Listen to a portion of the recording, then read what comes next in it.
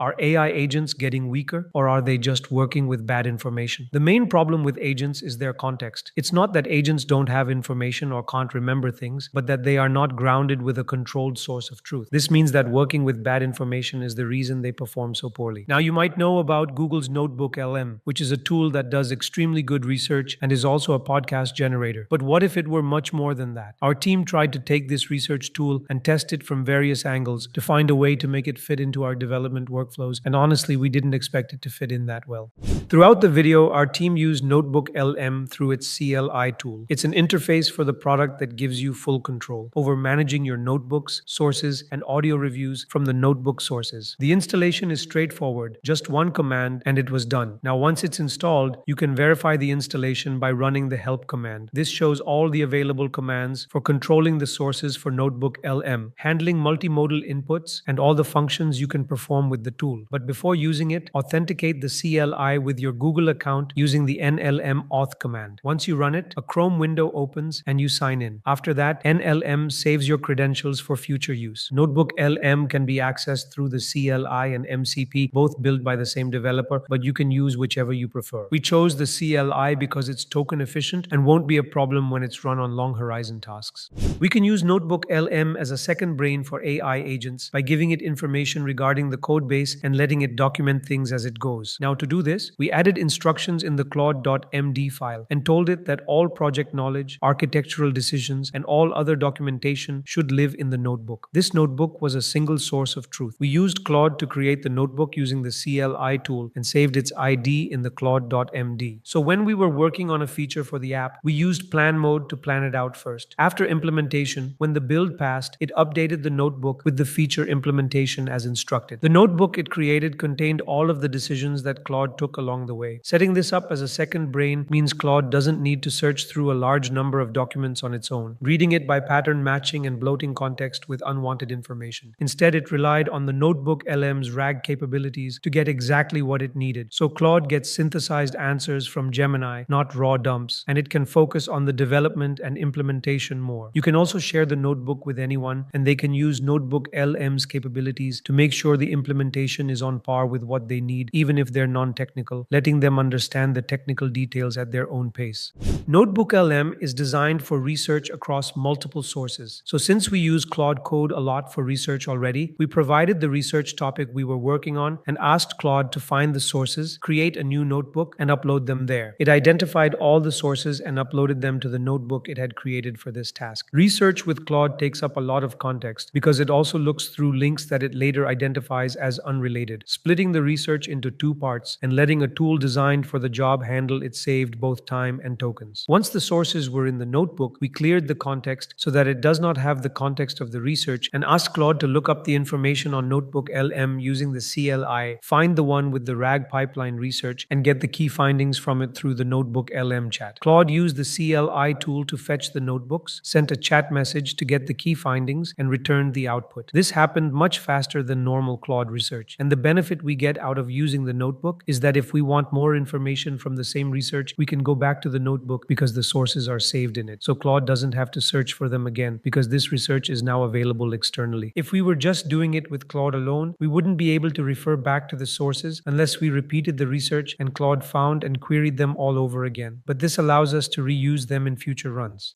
Understanding a code base that's not written by you is the toughest part of development work. And in order to simplify that, we also used NotebookLM. For doing this, we asked Claude to clone the repository using the GitHub CLI. And once the repo had been cloned, we asked it to use RepoMix to generate a document for this repo. Now, RepoMix is the tool that packs a code base into an AI-friendly format. You can either use the web interface to convert the code to documents in multiple formats, which AI can use to understand the code base easily in token-efficient manner. But we used the RepoMix CLI. We installed it using NPM, and once done, the RepoMix CLI was available globally. So we asked Claude to create a notebook on NotebookLM using the CLI tool and add the formatted document as a source for this notebook. Once it had cloned the repo, it used the RepoMix CLI tool to convert the code to a token-efficient document and then created a new notebook and added the source in TXT format. Now the source had been added, we asked Claude to use the notebook tools to visualize the code base and create diagrams that would help us understand what's in the code base. It ran a series of visualization commands diagrams. And once the diagrams were completed, we could view them in the studio on NotebookLM. It created an atlas that acts as a guide for the project's key workings. It created a proper mind map for each aspect of the app and allowed us to chat about each individually. There were also infographics created where we could see the different aspects visualized, making it easier to understand the code base visually instead of relying on textual responses by Claude. Now, before we move forwards, let's have a word from our sponsor, Make, the platform that empowers teams to realize their full potential by building and accelerating their business with AI. We all know the biggest risk with autonomous agents is the black box problem. You deploy them, but you can't verify their decisions. Make has solved this, combining AI-assisted no-code capabilities with over 3,000 pre-built applications to give you a true glass box approach. For this video, I'm using their pre-built market research analyst agent to show how you can finally scale with control. Alongside powerful tools like MakeGrid, MCP, and advanced analytics, the game changer here is the reasoning panel. It lets you watch the agent's logic step by step, ground its responses using the knowledge feature, and debug live with the chat tool directly in the canvas. It's the transparency developers have been waiting for. Stop guessing and start scaling with control. Click the link in the pinned comment to experience the new Make agents today.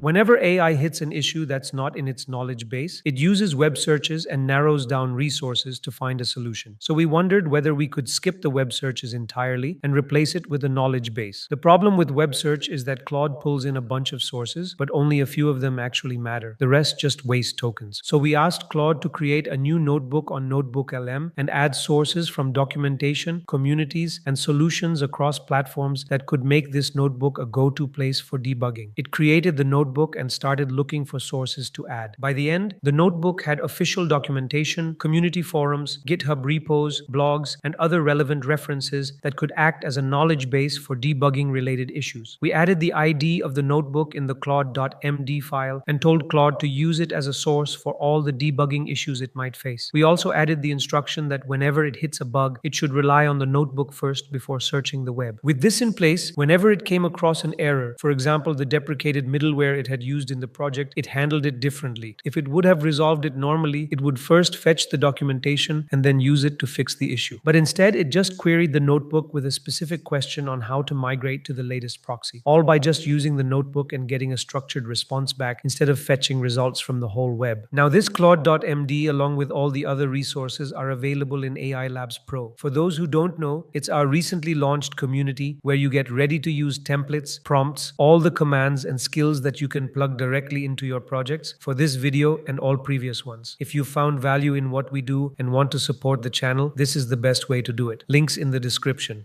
We always start the AI development process by writing documentation, so we thought about pushing those documents to NotebookLM as well. When we were working on an application, we created documents, and once they were ready, we asked Claude to create another notebook on NotebookLM and push all the documents as sources for that notebook. So it created a notebook and added all of the sources to NotebookLM. Once we had these sources, they became organized and reliable, helping Claude understand things about the project. And if we're working with non-technical people, we can just share this notebook and let anyone with access chat with it and understand things on their own. And this notebook doesn't only help Claude. If you're using other tools like Cursor, Gemini CLI, or anyone else is building along with you, this notebook can work as a knowledge base for them as well. Because with the notebook chat, each agent can get information that's specific to what they need instead of relying on file tools to search through files. This way, Claude or any other agent can just use the NLM notebook query tool, ask for what's related to what they need at the moment, and build their context from that. Also, if you are enjoying our content, consider pressing the hype button because it helps us create more content like this and reach out to more people.